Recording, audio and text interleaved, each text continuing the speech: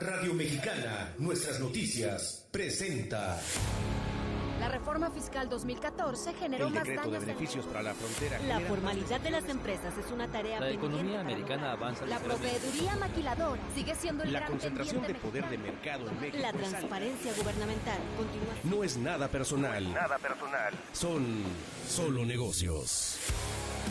Solo Negocios Radio. Las mejores entrevistas y análisis para lograr una toma de decisiones adecuada. Contáctenos. Correo electrónico. correo@solonegocios.mx. Página de internet. www.solonegocios.mx. Facebook. www.facebook.com/solonegociosmx. Twitter.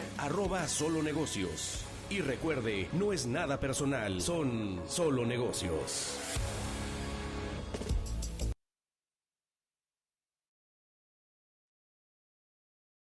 Hola, ¿cómo está? Mi nombre es Alejandro Sandoval. Esto es Solo Negocios Radio, transmitiendo a través del 1300 de amplitud modulada en Ciudad Juárez, Chihuahua, al igual que como por internet en Radio Mexicana, nuestras noticias 1300 AM, fanpage de Facebook de nuestra estación de radio, y por supuesto en Solo Negocios MX y Solo Negocios Radio. Y bueno, pues el día de hoy vamos a platicar acerca de derecho de empresa y algunas tesis jurisdiccionales que se consideran de su interés en función de la relevancia pues al contexto económico y bueno, empresarial en nuestro país, y con lo cual pues define la Corte determinantes importantes respecto a lo que en las diferentes materias que trataremos, pues es correcto interpretar. La primera se llama constitucional la materia, ¿no? Y es un tema pues abstracto y general. Y casi no tocamos este tipo porque pues, nos interesan más las sustantivas de materias específicas de la empresa, pero este es muy relevante. El título del rubro es retroactividad de las leyes. Esto es que una ley nueva no te aplique hacia el pasado, pues en función de una afectación potencial, porque constitucionalmente el 13 constitucional señala esa restricción al Estado, es un derecho humano. Ahora bien, lo cierto es que si esa ley te beneficia aplicándola hacia atrás, pues sí puede ser aplicada. Pero hay interpretaciones específicas que pudieran implicar propiamente, pues, algo diferente, ¿no? Vamos a ver esta en particular.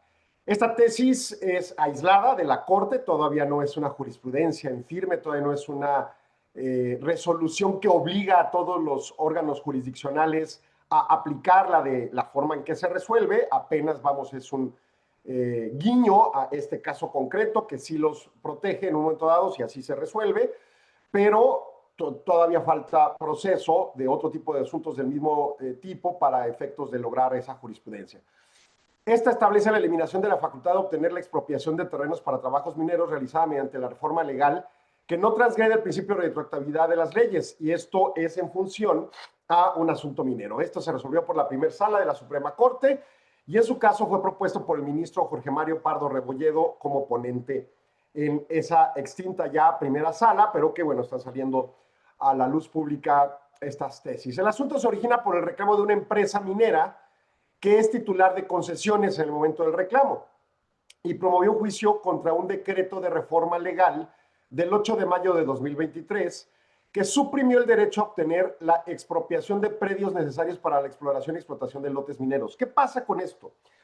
Cuando una empresa minera hace sus análisis de la tierra, los hacen con estos satélites, con helicópteros y unos aparatos especiales, obviamente exploración pues básicamente directa en la tierra, determina que en determinado lugar hay pues posibles minerales del tipo que le interesa.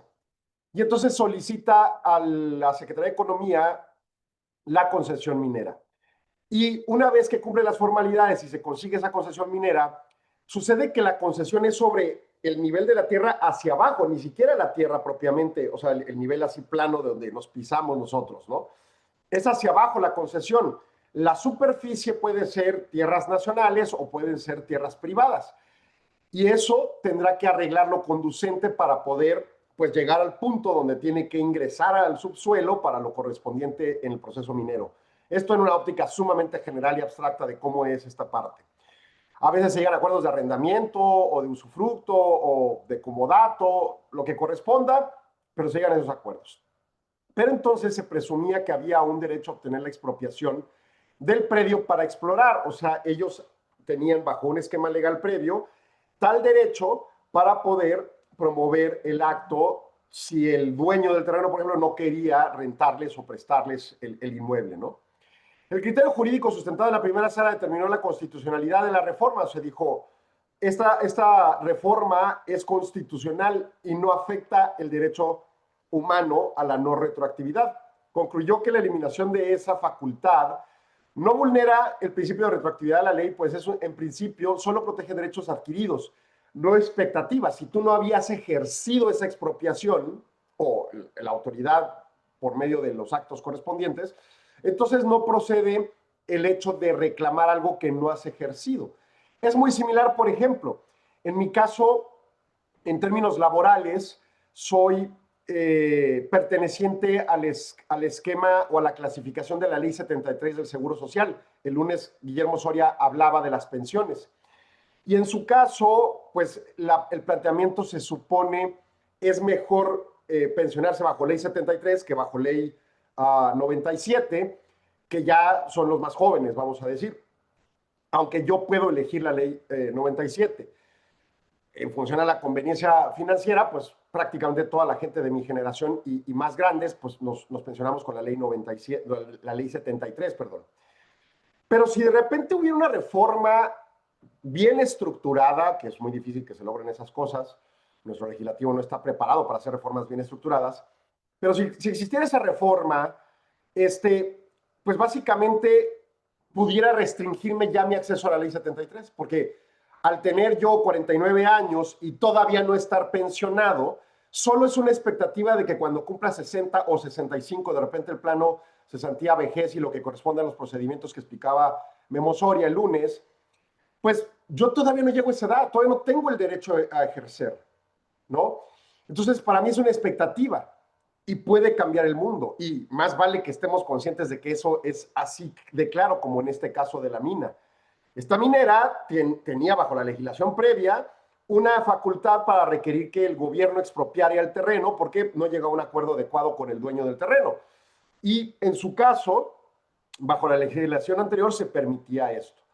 En la nueva ya no se permite y entonces ellos reclaman, oye, me quitaste mi derecho a la expropiación y me estás aplicando retroactivamente esta legislación, debería ser de hoy en adelante. Y entonces lo que resuelve la Corte, oye, no, espérame tantito. El principio de retroactividad es sobre derechos adquiridos. En el ejemplo de Alejandro con el tema laboral y de pensión, si ya tuvieras los 65 años y ya adquiriste la pensión 73, pues ya no te la pueden quitar. Pero si apenas es una expectativa a tus 49 años, olvídate de ella, si la cambian. Lo mismo en el caso específico de esta minera y le dicen, tu derecho a expropiar ya no existe porque siempre fue una expectativa, nunca lo ejerciste en el punto adecuado. Y ese es un punto conclave de la estructura constitucional. Una cosa son los derechos adquiridos y otra cosa son los derechos de expectativa. La justificación reside en que la facultad anterior del concesionario para obtener esa expropiación no constituye un derecho pleno o adquirido en sentido estricto.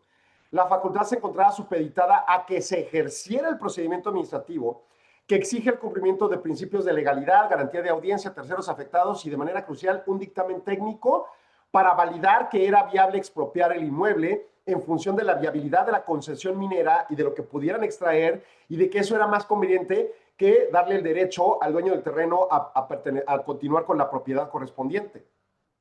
Vamos, pensemos en el acto. No se llega al acuerdo y se tiene la concesión y entonces la minera concesionaria va con el gobierno y dice, oye, gobierno, aquí es un dictamen técnico que determina que esto es muy viable de explotarse y de generar réditos para el Estado y para nosotros como empresa privada minera. Y este es el estándar de mercado para rentarle o facilitarle, pues no sé, compartirle ganancias o lo que corresponda al dueño del terreno. Y no quiere. Y entonces yo vengo a pedirte que tú ejerzas este procedimiento o a activar este procedimiento administrativo para que, cumpliendo todos los principios y le des su derecho de audiencia a ese propietario, determinemos, incluso con mi dictamen técnico, si es correcto que ejerzas la expropiación, lo hagas y entonces tú ya me rentes o me prestes o lo que sea, lo que hagamos con el terreno. En ese sentido, no existe un derecho adquirido, lo que está diciendo la Corte. O sea, está la posibilidad, tienes que hacer todo el trámite, se tiene que llamar al potencial afectado, se tiene que ver la viabilidad técnica y entonces el gobierno decidirá si expropia o no expropia. Por lo tanto, no significa que tengas un derecho adquirido. Caso Alejandro, pensión. Oye, Alejandro, pues cambiaron la ley, yo me amparo. Pues sí, pero es que tú no tenías ni siquiera la edad para poder reclamar la pensión. No habías hecho los actos, quizá ni siquiera habías cumplido las semanas. No tienes el derecho adquirido. Estaba ahí la expectativa y si cumplías en el lapso de tiempo, los siguientes 11 a 16 años, pues quizá hubieras podido reclamar, pero ahorita no.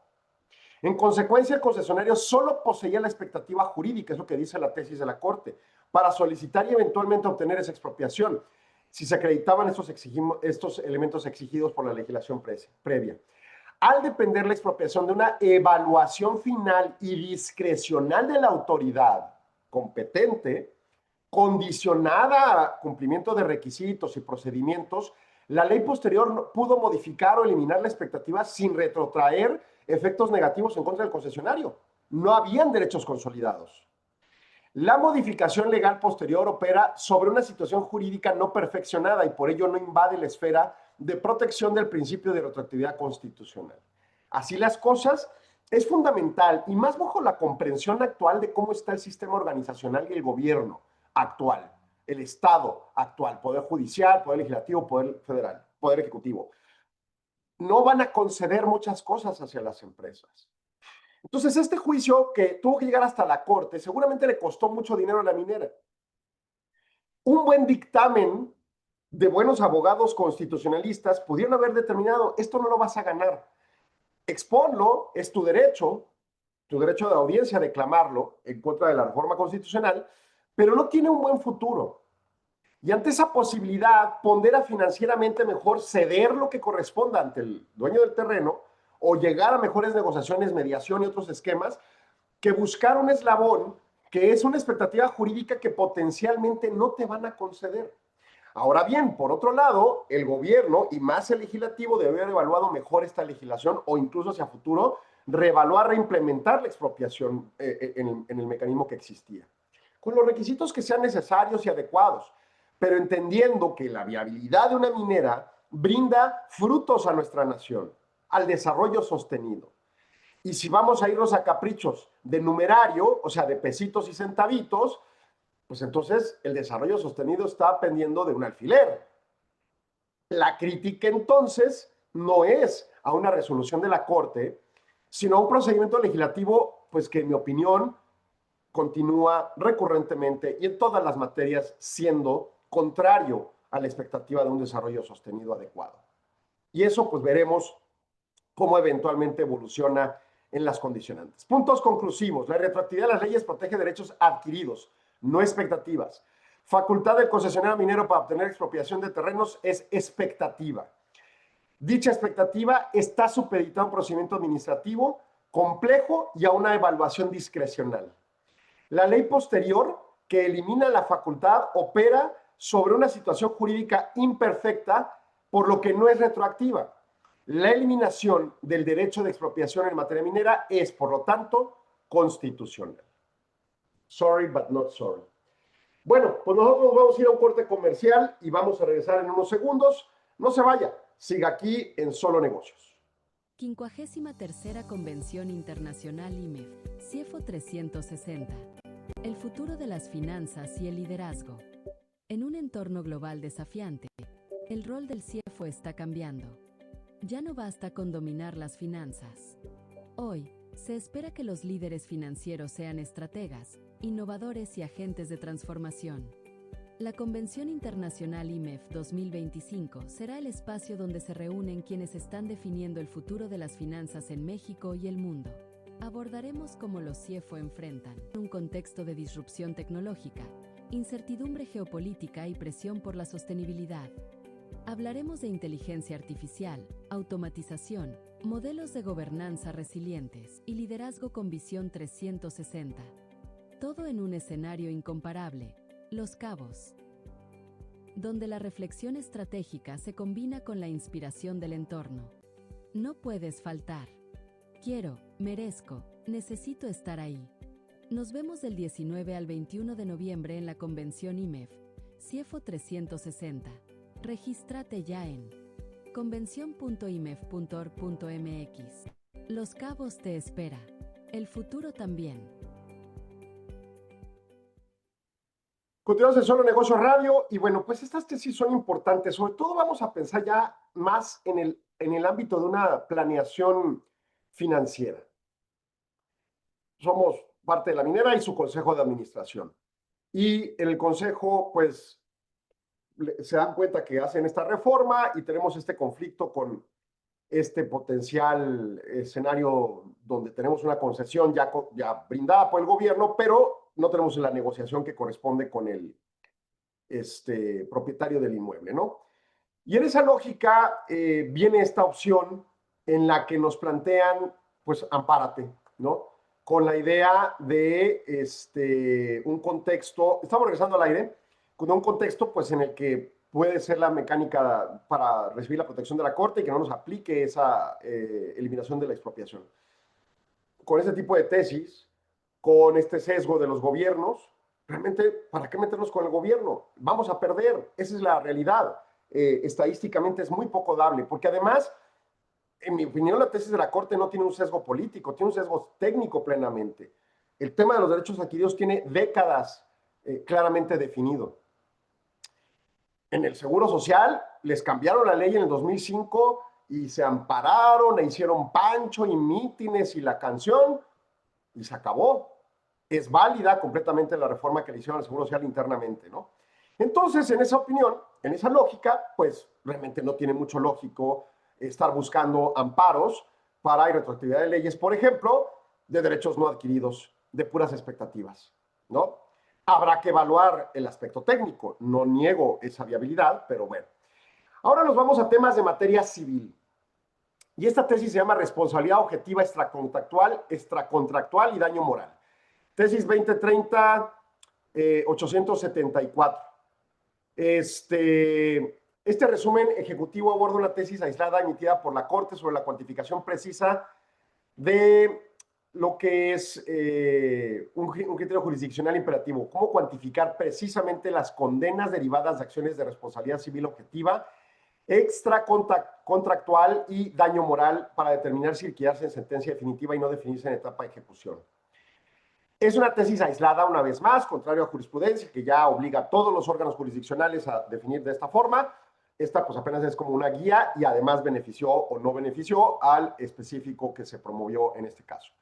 Lo resolvió el segundo tribunal colegiado en materia civil del primer circuito con la ponente magistrada Ileana Fabricia Contreras Perales. El criterio jurídico se centra en el proceso de indemnización integral que resulta de ejercer las acciones de responsabilidad civil objetiva, extracontractual y daño moral. El caso de estudio evidenció un error procesal consistente en que la instancia inicial declaró la procedencia de las acciones, pero pospuso la cuantificación en cantidad líquida de la indemnización en la fase de ejecución. Esto es, hubo una demanda, se requirieron ciertas prestaciones como un valor principal y luego pues el daño moral o lo que correspondiera.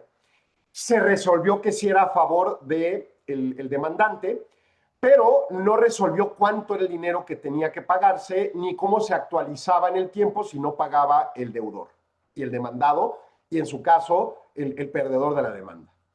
Y básicamente se mandó a la ejecución de sentencia, porque cuando ganas la sentencia y no te pagan inmediato, tienes que solicitar un incidente, que es otro documento dentro del mismo juicio, de ejecuta la sentencia. Y entonces, seguramente el actor de la demanda dijo, bueno, pues no estoy de acuerdo, y se fue a una apelación o eventualmente en este recurso de amparo llegó primero pues, a un juzgado de distrito y luego a un tribunal colegiado. Y el tribunal colegiado determinó que este proceder es jurídicamente incorrecto, pues el órgano jurisdiccional, o sea, el juez de primera instancia, el juez original, está obligado a establecer la cuantía precisa de la indemnización al momento de emitir la sentencia. O sea, la sentencia no puede decir, sí, gana Juan o gana Pedro, gana el actor o gana el demandado. Es gana, y sobre todo siendo el actor, cuánto gana. Esta obligación deriva de la naturaleza jurídica compleja de la indemnización integral, la cual abarca la reparación de los intereses patrimoniales y los extrapatrimoniales. O sea, no intereses de financiamiento, sino mi interés patrimonial es ¿Qué estoy buscando en la demanda? ¿No me pagaste la deuda? ¿O no me entregaste lo que me diste haber entregado? O sea, ¿qué es lo que estoy reclamando principalmente? Y luego de ahí, ¿qué daños extras se causaron? Entonces, intereses patrimoniales y extrapatrimoniales, que se proyectan al presente y al futuro de las víctimas. Los conceptos como el daño moral o proyecto de vida carecen de una traducción económica exacta o preestablecida y preparametrizada en la ley, ¿no? Lo cual no debe ser un obstáculo para determinarlo. O sea, el que el legislador no haga lo correspondiente por decir cómo se vive daño moral, cómo se vive daño las afectaciones extracontractuales, perjuicios y demás, no significa que el juez no tenga la obligación de brindarlo y ponerlo en números, que al final del día es el objetivo de la demanda, ¿no? Por consiguiente, la falta de acreditación de una cantidad dineraria, o sea, en dinero, exacta por la parte actora, no faculta a la persona juzgadora de eludir la responsabilidad de establecer el quantum indemnizatorio de la sentencia. En este caso, aduzco que en la demanda original, pues dijo, se me pague daños y perjuicios, pero nunca ofreció un raciocinio de por qué y cuánto. Hace poco contesté la demanda a favor de un demandado y el actor de la demanda decía, me debes 600,000 pesos y quiero por daños 600,000. Ah, caray, ¿y dónde sacaste de la manga esa expectativa? Digo, puede lanzarlo, es válido, pero en realidad ¿de qué está hablando? Porque con los 600,000 que presuntamente se le deben, si es que se le deben, pues tuvo que gastar, entonces la ganancia era menor y de ahí tuvo que pagar impuestos, entonces la ganancia era todavía una proporción, la utilidad es menos que el ingreso, ¿no? Y en esa lógica, pues obviamente tendría que haber hecho un constructo financiero para poder demostrar que la cantidad X que requería válidamente era un daño real que se le afectaba. No lo hizo, nos fuimos a juicio y estamos en el proceso. Pero en mi opinión, el juez no puede tomar la cantidad nada más a contentillo porque la puso o porque no la puso, como en este juicio, pues simple y sencillamente decir, pues ahí luego en la ejecución de sentencia, ¿no? El juzgador debe usar la totalidad de las pruebas directas e indirectas sobrantes en autos, o sea, en los documentos que están en el expediente del juicio, para fijar el monto exacto de la condena, con el fin de garantizar la reparación efectiva a las víctimas directas e indirectas del hecho ilícito.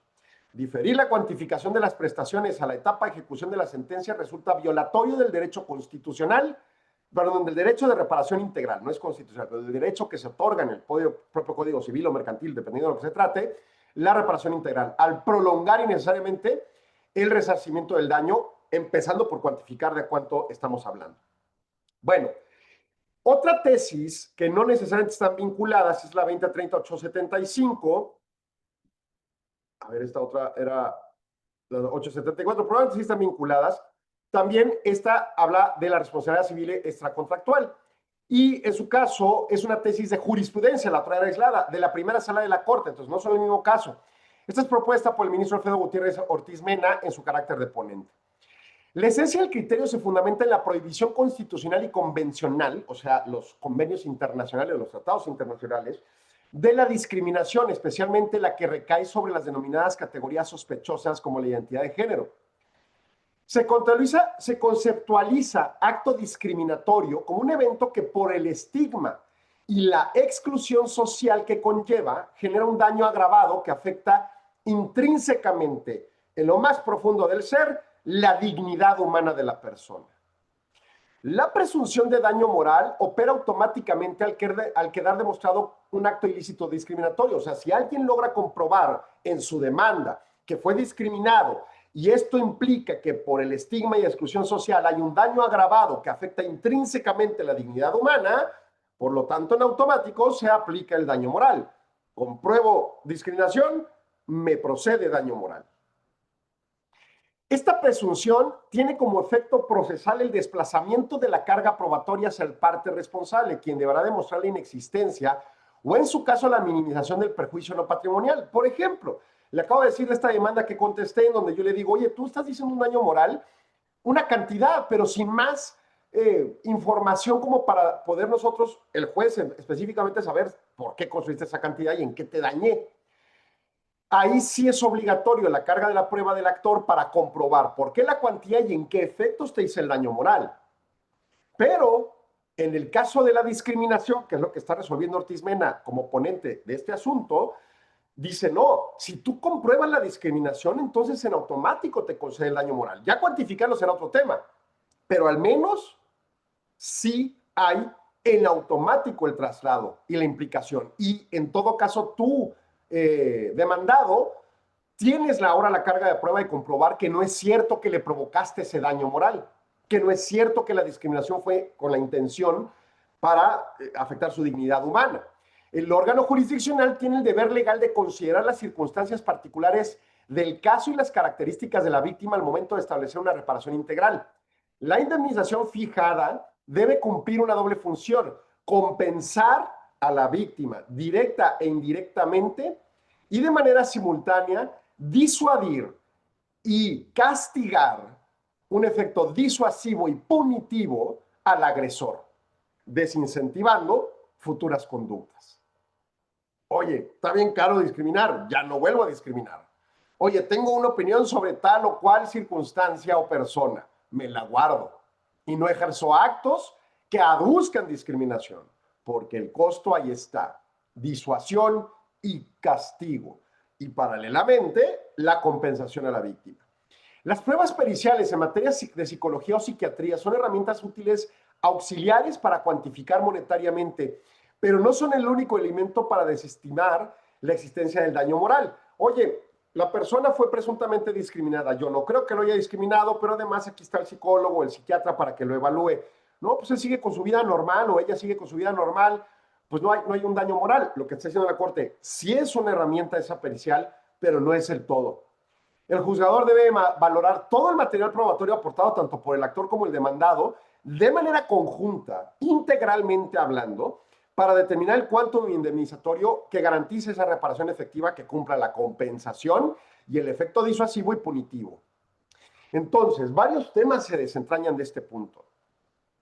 Primero, punto conclusivo número 1. Hay un establecimiento de presunción juris tantum de daño moral al acreditarse un acto de discriminación fundado en una categoría sospechosa como la de vulnerables, que es la de identidad de género, ¿no? Por ejemplo, a una persona que se considera transexual, tratarlo de una manera alterna a esa conceptualización. La prueba del acto discriminatorio invierte la carga a la prueba. Si sí prueba que fue discriminada esa persona, entonces ahora yo soy demandado, el presuntamente acusado de discriminación, quien debe probar que no discriminé y que no lo dañé moralmente. La dignidad humana es un bien jurídico fundamental que resulta vulnerado por la discriminación. La cuantificación de indemnización debe considerar la naturaleza agravada del daño causado por el estigma social. El monto indemnizatorio debe ser compensatorio para la víctima y poseer un efecto disuasivo por el agresor.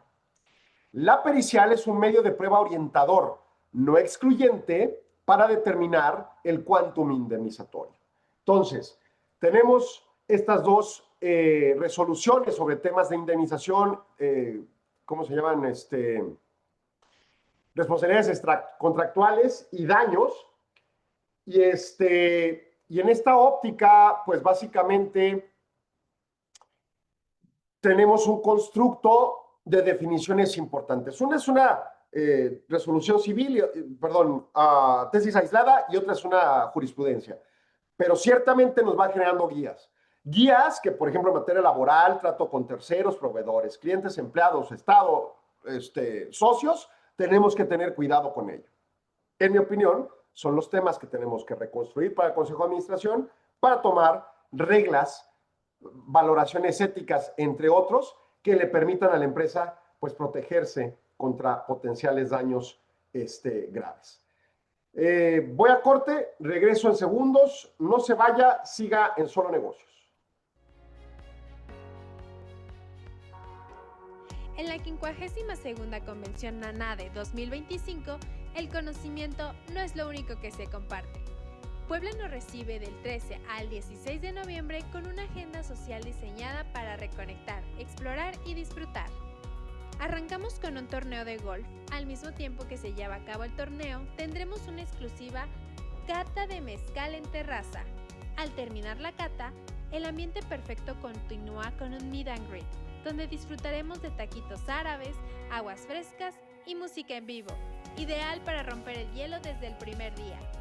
El viernes empieza con la carrera NADE de 5 kilómetros, seguida de un recorrido por African Safari y la encantadora villa de Valquírico. El sábado es para lo tradicional, Cholula, un taller de Talavera donde cada participante podrá pintar su propia pieza y un recorrido por el centro histórico de Puebla. Y como siempre, cerramos con nuestra emblemática cena de clausura. Conecta, disfruta, vive la 52ª Convención ANADE 2025. Nos vemos en Puebla.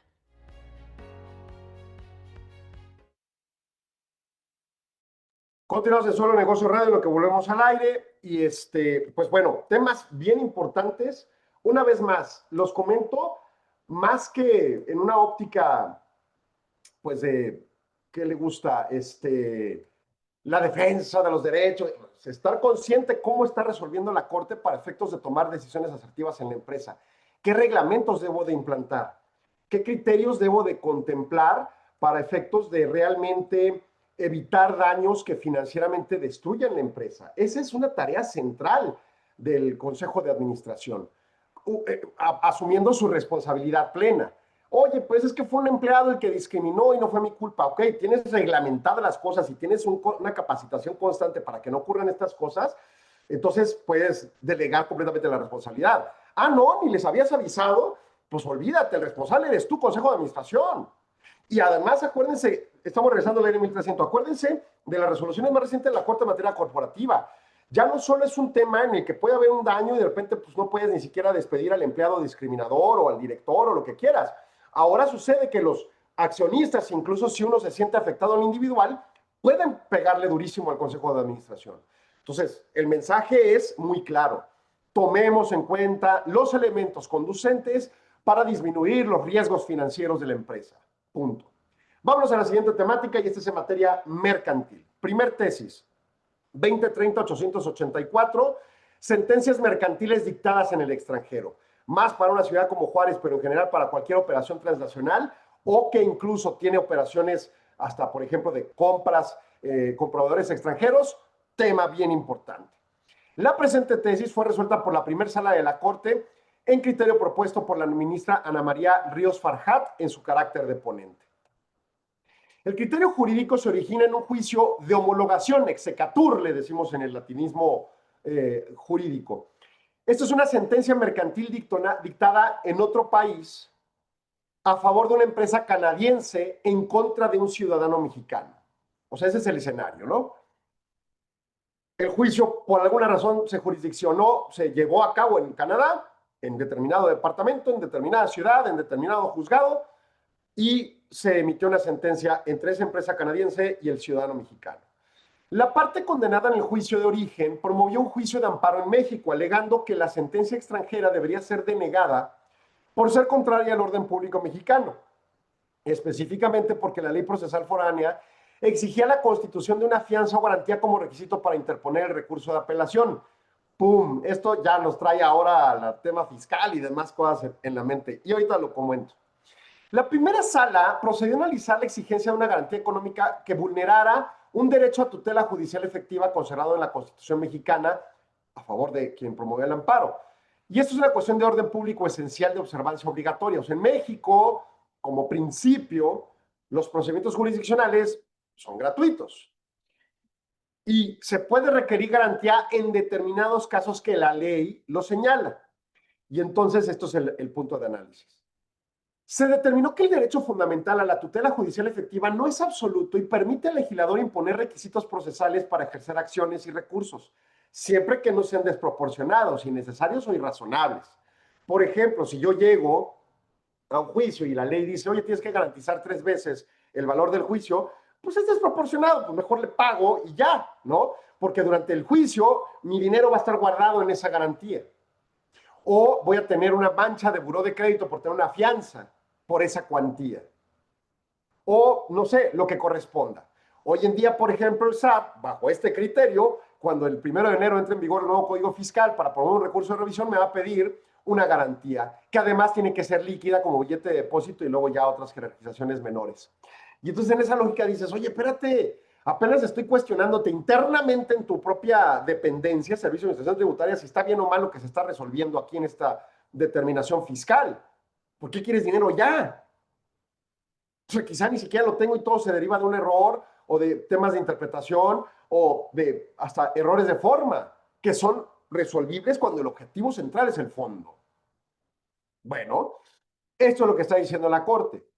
El legislador sí puede imponer requisitos procesales como estas garantías, pero no deben ser desproporcionadas, innecesarias o irrazonables, como que sea extremadamente líquida en billete de depósito en un banco que ni existe o tiene unas instalaciones terribles y una accesibilidad horrible, ¿no?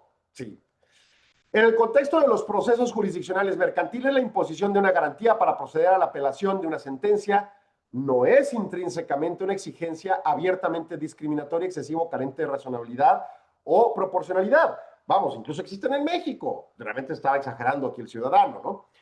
La sala concluye que la condición procesal propia del sistema jurídico extranjero no es incompatible con la esencia del derecho al acceso a la justicia en el orden público mexicano y no transgrede los derechos humanos. Por lo tanto, la mera existencia de la obligación de garantizar la apelación en Canadá, en jurisdicción de origen, no es un impedimento para que la sentencia pueda ser reconocida y ejecutada, le decimos exequatur, o homologada en México. Entonces, si perdió el juicio allá y no pudo apelar por no garantizar bajo los criterios de la legislación de allá, pues realmente no tiene mucho que decir. Habrá que ver si es desproporcionada, irrazonable, ¿no? Irracional es la palabra, no sé qué puso aquí, irrazonable. Pero ciertamente, pues es una característica normal este tipo de asuntos. Bueno, primer tesis. Vámonos a una segunda tesis, también de las de materia mercantil. Esta es la C-2030-912, Contrato de Transporte Multimodal Internacional. Criterio emitido por el 15º Tribunal Colegiado en Materia Civil del Primer Circuito en juicio de amparo directo. El análisis jurisdiccional se centra en la naturaleza jurídica compleja y obligaciones inherentes a la figura del porteador u operador del transporte multimodal internacional en la relación con el cargador o usuario del servicio. Ojo, en Juárez hay estas empresas, hasta meramente comercializadoras del servicio, pero empresas que ofrecen el servicio de transporte en camión, en tren, en avión, en barco, en burro y a pie, ¿no?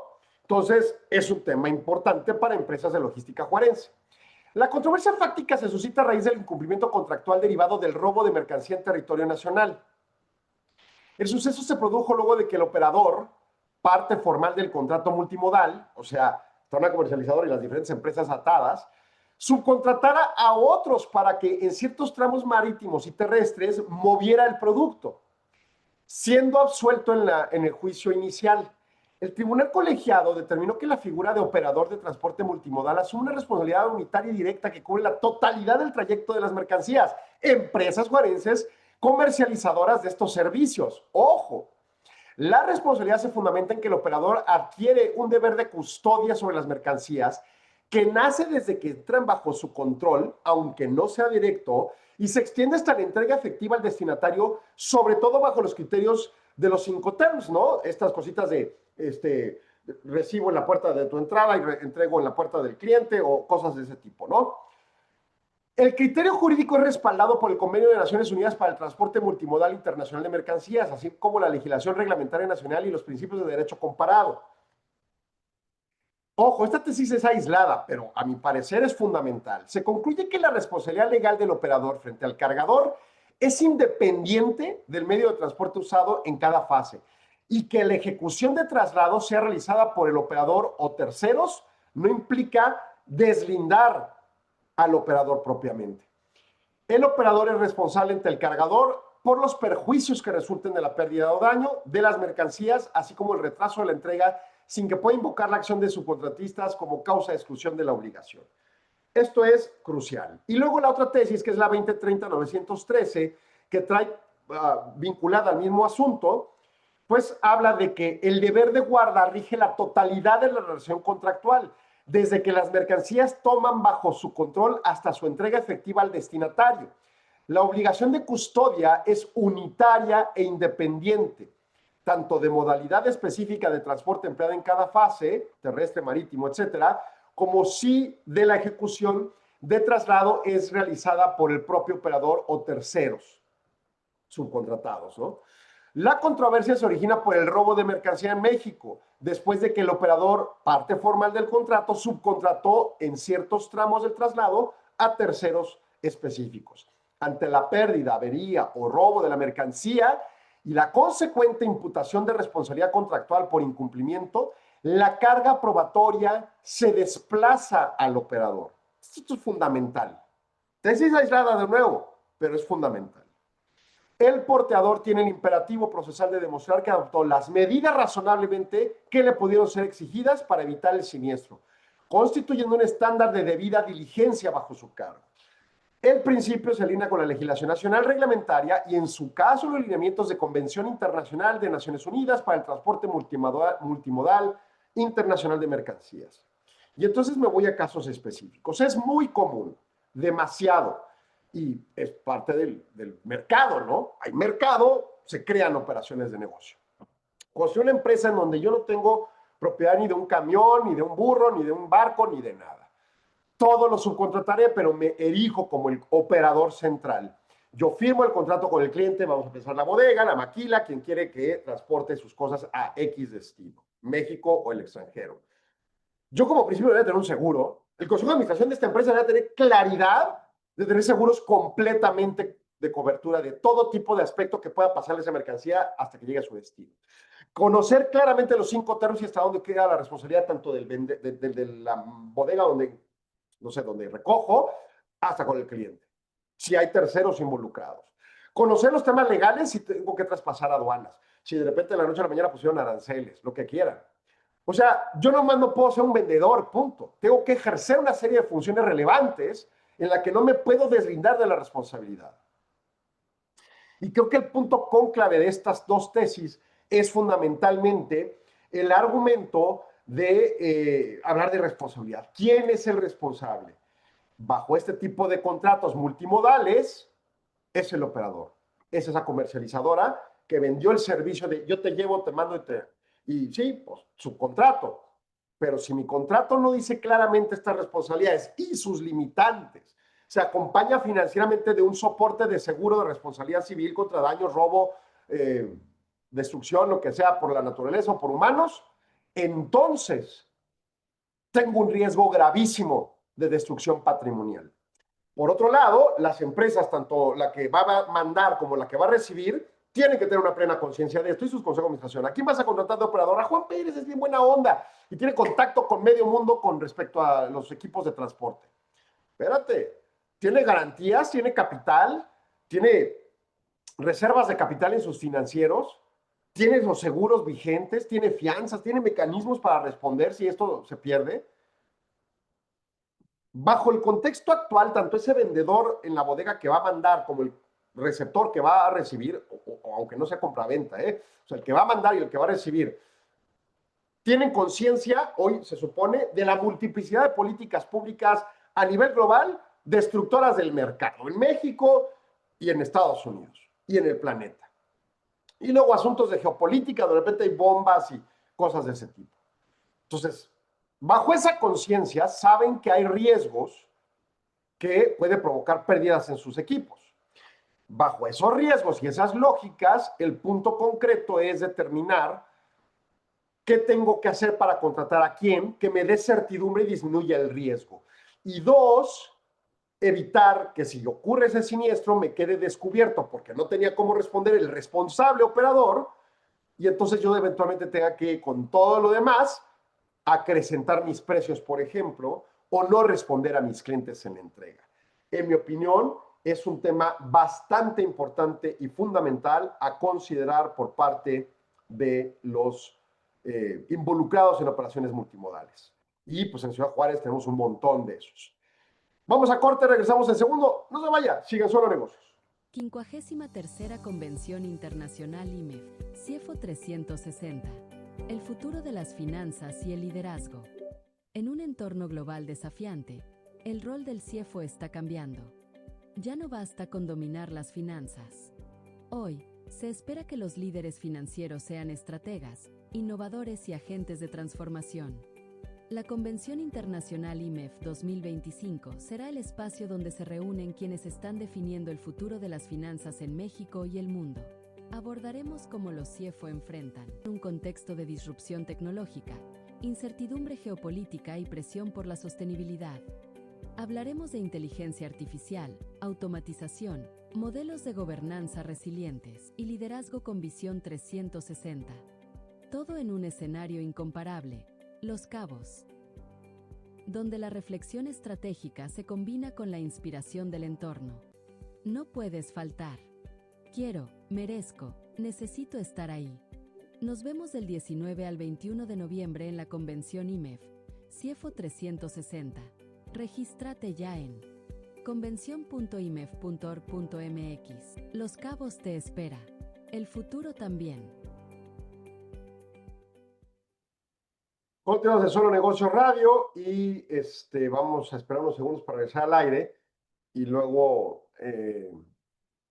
pues ya comentamos la siguiente fase que va a ser de materia fiscal. Pero bueno, en este tema multimodal, pues claridad en tesis aislada, lo entiendo, pero claridad de responsabilidades, ¿no? En mi opinión es fundamental y para los consejos de administración de los involucrados, tomas de decisiones alrededor de cómo disminuir riesgos, seguros, garantías, ¿cómo se llaman estas? Reservas de capital, comprobaciones financieras, etcétera, etcétera, ¿no?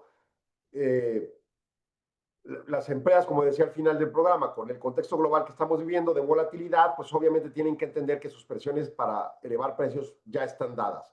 Si todavía por descuidos en la relación, por ejemplo, con los sistemas de logística, no protegemos lo propio, pues olvídese, la empresa claro que va a tener que subir precios y perder cuotas de mercado o en una de esas tener pues escenarios indeseables, ¿no? En la operación como para llegar a cerrar o recibir demandas y conflictos graves, ¿no? Se tienen que prever los escenarios de una manera asertiva y ante ello tomar decisiones. Y ese es el punto de resolución que yo puedo señalar en estos dos asuntos recientemente evaluados aquí, ¿no? Y la subcontratación y eso, pues es otro tema, ¿no? Estamos regresando a la ley de 1300. Y entonces, pues ese otro tema, pues es uno también a revisar. Y no estoy hablando de su contratación laboral, o sea, estoy hablando del simple hecho de que, pues de repente alguien contrató al operador, el operador no tenía barco, pero tiene como contratar a un tercero que tiene barco, ¿no? Ese es el asunto. Bueno, vámonos a las siguientes dos tesis. Estas son de materia fiscal. 2031-126, viáticos fijos, un temazo. Y creo que Memo ya ha tocado este tema varias veces, ¿no? Es una tesis aislada, resuelta por la Suprema Corte, que resuelve un asunto de un tribunal colegiado en materia de reglamentación presupuestaria sobre viáticos fijos, sobre no transgresión de principios de seguridad jurídica constitucional. El criterio fue emitido en su momento por el tercer tribunal colegiado en materia administrativa del segundo circuito en amparo directo. Y la cuestión jurídica se suscitó en el marco de un procedimiento de responsabilidad administrativa seguido contra un servidor público. Ya habíamos tocado este tema, creo. La sanción fue impuesta al servidor público que ostentaba un puesto de mando medio o superior por la comisión de una falta administrativa de peculado al haber recibido pagos por concepto de viáticos fijos, prestación prohibida en la partida 1593 del Manual Único de Contabilidad Gubernamental en el Estado de México para el año 2017. El sujeto a procedimiento argumentó que la partida presupuestaria violaba el principio de seguridad jurídica al no contener una definición precisa y además legal de la expresión viáticos fijos. El tribunal colegiado determinó que dicha disposición presupuestaria no es violatoria de la Constitución ni de la seguridad jurídica. Se razonó que no es una exigencia legal o materialmente viable requerir al emisor de la norma una definición de todas las palabras y expresiones de determinadas disposiciones reglamentarias. La expresión viáticos fijos no genera incertidumbre o ambigüedad cuando es interpretada de forma sistémica, funcional y literal dentro del contexto normativo en que se encuentra. Mediante la interpretación se entiende que los viáticos fijos son prestaciones económicas entregadas en dinero o en especie, asignadas, en este caso, a servidores públicos que ejercen funciones inherentes a su cargo fuera del lugar permanente de trabajo, con la característica esencial de no requerir comprobaciones de gasto. La claridad y comprensibilidad de la norma se obtiene a partir del contenido mismo de la porción normativa y su finalidad, y no de que haya una definición completa. Mire, es muy común, tanto en las leyes como en los reglamentos, y por ejemplo en las normas oficiales, que se hagan definiciones, ¿no? Sobre todo cuando es más técnico el tema, pues se tienen que definir ciertos conceptos. Pero hay cosas que no requieren definiciones, lo que está diciendo la Corte. Y eso es en las leyes. Ahora vamos adentro de la empresa. Y pues en este caso de la autoridad, ¿no? Que tiene sus empleados funcionarios públicos. Hay reglamentos de trabajo que también tienen ciertas definiciones. No sé, se me ocurre, por ejemplo, la definición de patrón. Pues la empresa Patitos SADCB, ¿verdad? O Patitos. Y eso la puedes definir, sobre todo si hay otros agentes económicos involucrados en el mismo espacio físico del centro de trabajo. O la definición de jornada laboral diurna o vespertina o nocturna en función de que haya alteraciones con beneficio al trabajador respecto a la ley, ¿no? En cambio, por ejemplo, el concepto de vacaciones con reserva de nueva cuenta que haya beneficios específicos al trabajador, pues vacaciones, lo que dice la ley, pues son días libres con sueldo. Hace unos días me daba risa porque me contactaba una amiga y me decía, Alex, me están ofreciendo mis vacaciones, pero nomás me están dando esta cantidad. Entonces yo veía el cálculo y decía, pues no, te falta un chorro. O sea, son 12 días por salario diario, pues es X cantidad grande más la prima de vacacional, que es el 25% de esa cantidad. Y a ella aparentemente no le daban la prima vacacional. Y entonces me escribía y luego le escribía a su patrón con mis respuestas. Y el patrón le dice, no. Dice, es que tú estás hablando del sueldo te lo voy a dar, pero aparte tus pesitos estos. Le dije, el problema es que el patrón no entiende conceptos jurídicos. Entonces él cree que las vacaciones solo son la prima vacacional y que él de todos modos te paga un sueldo. La verdad es que no es así, fiscalmente tiene sus implicaciones y por lo tanto el patrón debería llevar clases o alguna práctica de ANADE con algún abogado laboralista para instruirse de manera más asertiva, porque luego van con el contador y con todo el respeto para los contadores tampoco entienden estos conceptos, como uno no entiende los conceptos contables, ¿no? Y entonces con esa distorsión, pues le dije, te van a pagar lo mismo que te estoy diciendo yo, nada más que para él es un sueldo más prima vacacional y jurídicamente es vacaciones y prima vacacional. Nada más es la diferencia. La afectación en el caso extremo que ocurra es fiscal al patrón, así que a ti no te importa. Si a él no le importa, pues no le importa a su empresa. Las definiciones son importantes, pero hay definiciones que no requieren expresamente definirlas en el reglamento. Lo que está señalando aquí la Corte es más o menos esa temática. El concepto de viáticos fijos se sobreentiende. Los viáticos normales son los recursos que te dan para el viaje en nombre de la empresa.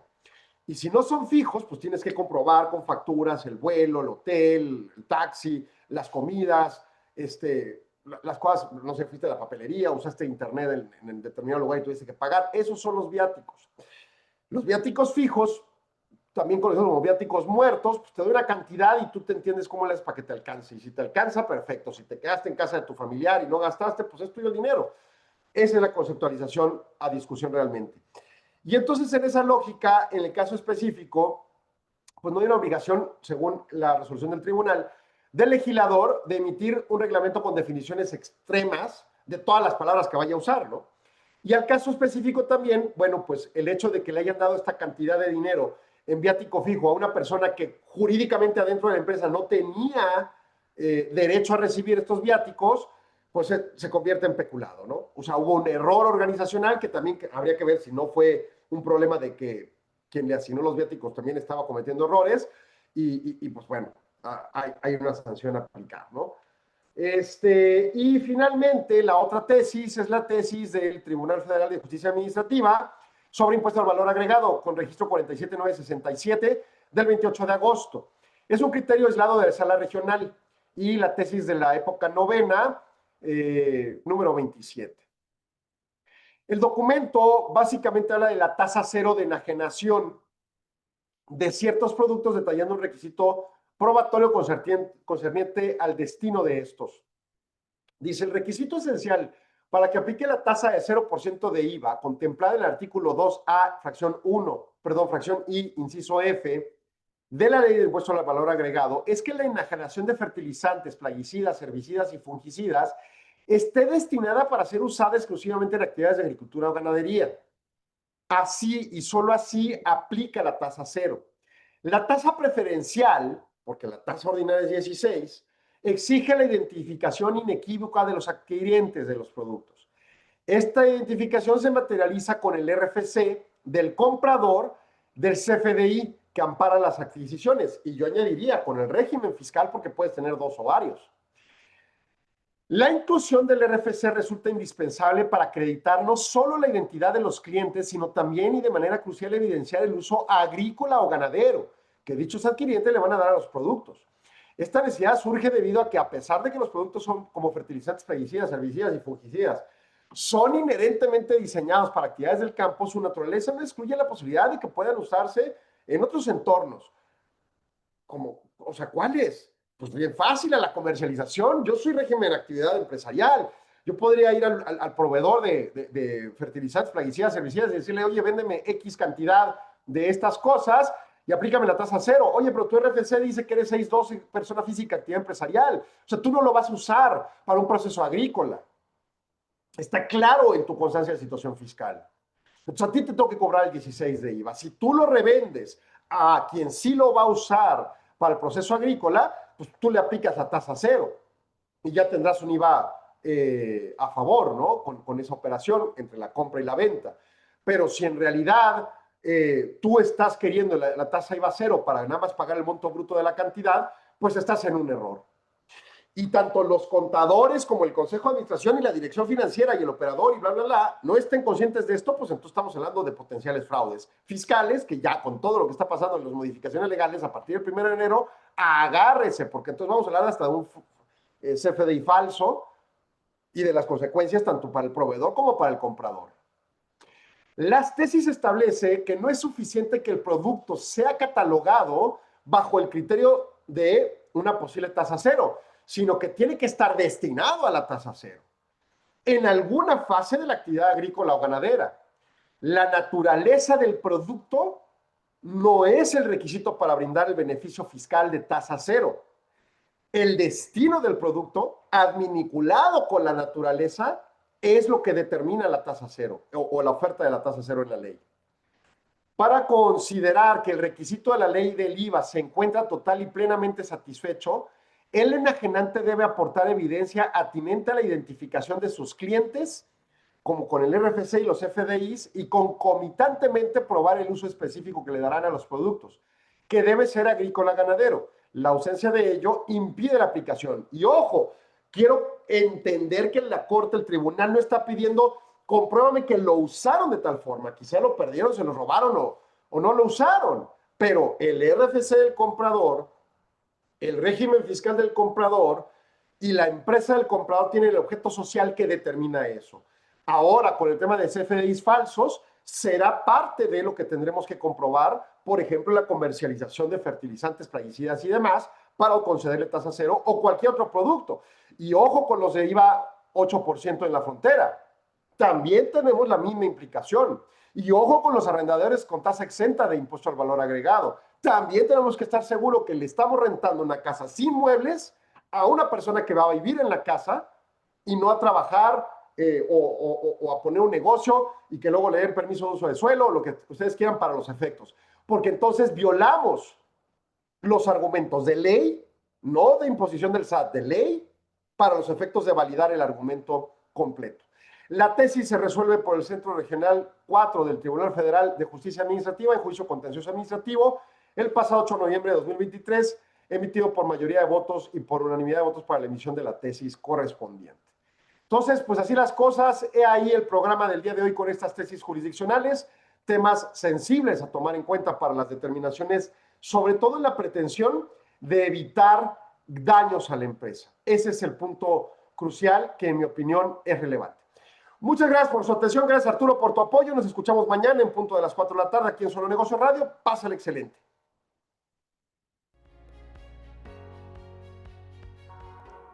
En la 52ª Convención NANADE 2025, el conocimiento no es lo único que se comparte. Puebla nos recibe del 13 al 16 de noviembre con una agenda social diseñada para reconectar, explorar y disfrutar. Arrancamos con un torneo de golf. Al mismo tiempo que se lleva a cabo el torneo, tendremos una exclusiva cata de mezcal en terraza. Al terminar la cata, el ambiente perfecto continúa con un meet and greet, donde disfrutaremos de taquitos árabes, aguas frescas y música en vivo, ideal para romper el hielo desde el primer día. El viernes empieza con la carrera NADE de 5 kilómetros, seguida de un recorrido por African Safari y la encantadora villa de Valquírico. El sábado es para lo tradicional, Cholula, un taller de talavera donde cada participante podrá pintar su propia pieza. y un recorrido por el centro histórico de Puebla. Y como siempre, cerramos con nuestra emblemática cena de clausura. Conecta, disfruta, vive la 52ª Convención ANADE 2025. Nos vemos en Puebla. Agradecemos su atención. Nos escuchamos de lunes a viernes de 4 a 5 p.m. a través de Radio Mexicana 1300 AM. Contáctenos. Correo electrónico. Correo @solonegocios.mx. Página de internet. www.solonegocios.mx. Facebook. www.facebook.com/solonegociosmx. Twitter. @solonegocios. Y recuerde, no es nada personal, son solo negocios. Radio Mexicana, nuestras noticias, presentó.